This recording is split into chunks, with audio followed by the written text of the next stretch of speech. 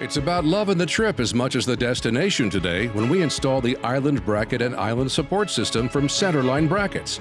Take a look.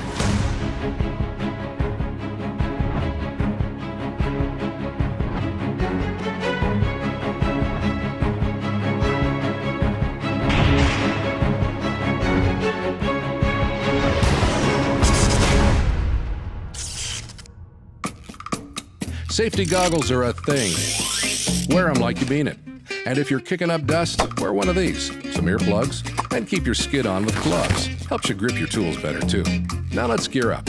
Installation is a breeze, but you'll need a few things to make it sing. A tape measure and pencil, a pocket rule, an oscillating multi-tool, a drill, a 7/64 inch bit, a numbered 2 Phillips driver, a rasp or file, silicone adhesive, and to show you how straightforward installation is, we chose Keith, who has never before installed a bracket. Now that we're geared up, let's begin the installation. Starting 6 inches in from each edge of the cabinet, mark the mounting locations on both the front and back using the bracket as a guide. For larger islands, space additional brackets 18 to 24 inches apart. Use a pocket rule for an easy way to mark a depth of 1/2 inch. If you're installing the Island Support System, assemble it first to use as a marking guide. We'll show you how to assemble it a bit later. Use an oscillating multi-tool to cut the mounting channel in the cabinet.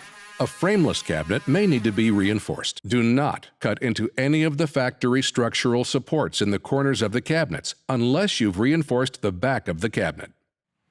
Place the Island bracket into the mounting channel, again making sure the bracket is flush with the top edge of the cabinet. Now, pre-drill holes using a 7/64 inch bit. This will help ensure the wood doesn't split.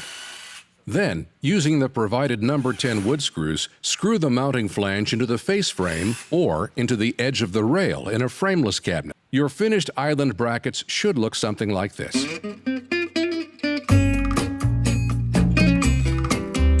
For the Island Support System, connect extensions to the Island bracket by matching A to A and B to B. Use the provided screws to firmly attach the pieces together. Then repeat the process for cutting the sidewall for each extension. Use a rasp or a file to remove excess wood from the mounting channels. Place the Island Support System into the mounting channel, again making sure the bracket is flush with the top edge of the cabinet.